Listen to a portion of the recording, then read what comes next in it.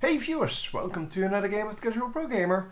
Today we're doing another 1 versus 1 Starcraft 2 match, and today we are playing MillDayshi as the Terran in the bottom right, against SsonLighT as the Protoss in the top left. So Protoss versus Terran, haven't seen that in a few matches. It is an interesting matchup because, well, there's a kind of a power difference in how they build up. Protoss is of course very good against Zerg. Terran is kind of the middle race, so it's good against both of the other races.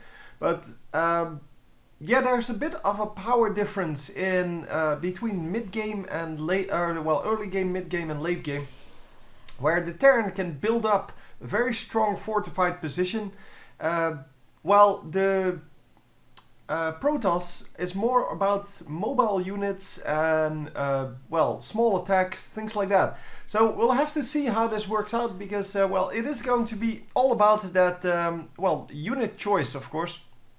And we will see probably some barracks coming up. That's the most common strategy. Going going Marines, Marauders, and Medevacts.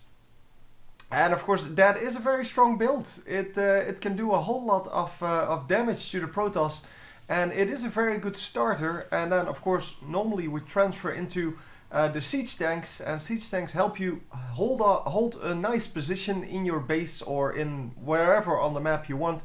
And with siege tanks, you can slowly creep forward and make sure that those pesky little attacks from the Protoss don't actually work anymore. Of course, the Protoss has several units to deal with these kind of things.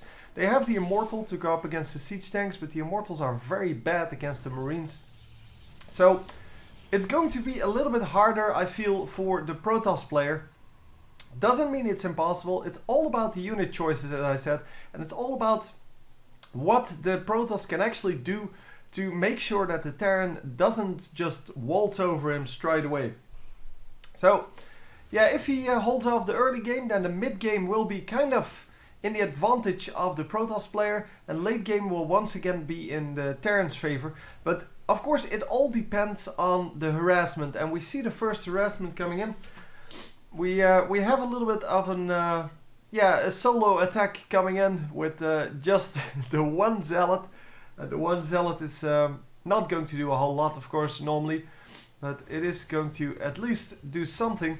There's a Reaper on the map, and the Reaper is going to try to just, well, harass. That's what he's for. So the Terran taking hold of that early harass role and making sure that it is a little bit harder for the Protoss player to harass him, and by just being aggressive. I mean, having a Reaper in your base mainly means that you have to get your units back into your base to defend. And yeah, you can see here why. He already picked up 3 kills, and in the meantime there's a little bit of an attack going on here. I think he killed the SCV, but he's not going to kill the building if there's any defense coming out. He had 2 Marines coming out, and they should be in time, although it's going to be pretty close. There are 2 SCVs coming up as well. It's going to be close, but not close enough. The Reaper is also back, so it's a 3 versus 1. And of course, with the SCVs here, he can actually build up the HP, and it should not be a problem. There you go, nice defense. It was, of course, the harassment that he needed to do to make sure that that Reaper didn't stay in his base. And yeah, that's exactly the right thing to do. Obviously, the Reaper is going to come back. It's still full health because it does have those combat drugs.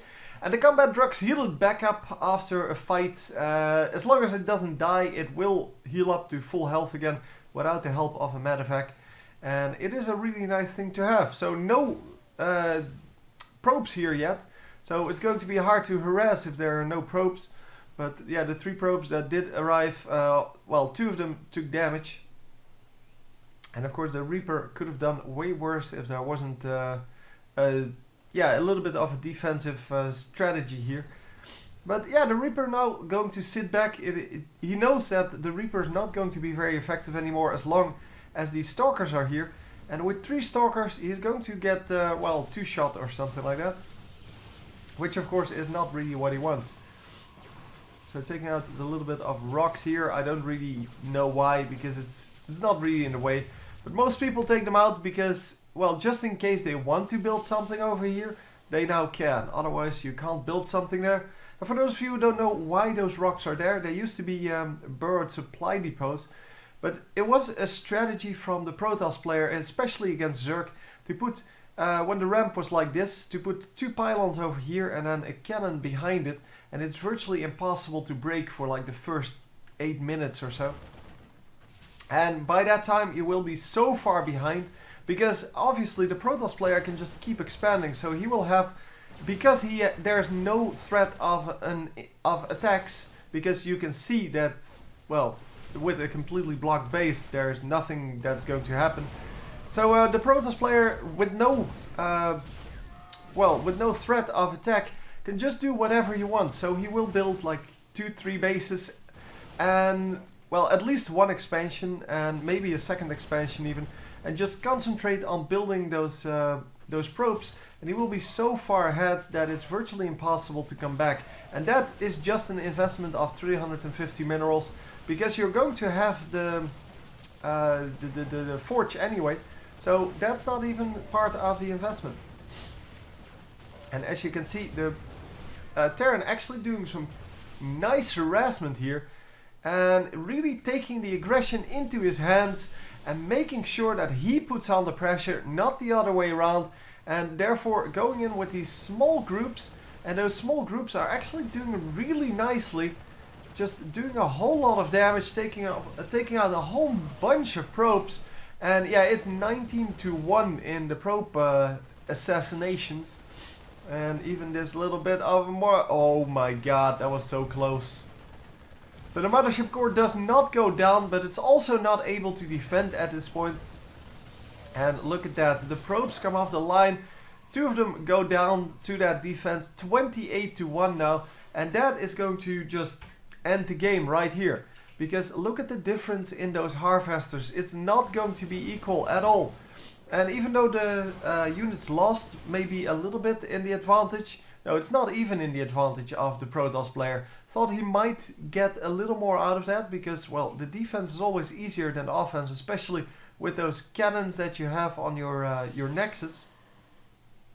So you normally take out a little more as the defending party, because it's easier to defend than to attack in the early game, that is. Yeah, so not even the case here. So he lost so many resources, and this is the pure resource cost. So if we look at this, then we can see that the 28 workers are just registered as 28 times 50, and obviously they're worth more than that, because a worker mines minerals or gas, and therefore the resources that it's worth is not just the resources that it costs, because the pure cost is, yeah, way less than what it brings in. It will actually pay for itself, obviously, because that's why you have workers. You have workers to make money, or resources. And because of that, it is actually very nice to have those worker snipes, and yeah, that's exactly what we see here. So yeah, good defense this time. He does have one very low Colossus. It is at 2 HP, and yeah, really got lucky there, or rather the other guy just should have focused it a little bit more. But I think it was the one that took all the damage and then took out the entire group over here. So yeah, anyway, the one that's damaged is sitting in the back, and those little kind of micro moves, they really make a difference. So if you're wondering why these players are better than the average players, it's these little things. It's not that they do something completely different, they don't have different strategies, because the strategies are yeah, virtually completely known. It is these little things like just pulling back your units just in time, making sure that your position is better, things like that. And obviously, as I said before, those workers that got taken out already, they just ended the game. It was decided from the moment he fell behind by so many worker kills, and it may take a little while for the Terran to build up enough troops. In this case, it was, well, the next attack basically. But it could have taken a little bit longer, but even then, with that many workers killed, you should never lose against a similarly skilled opponent. Yeah, anyway, hope you enjoyed. It was a nice one, I think. And I will see you next time. GG.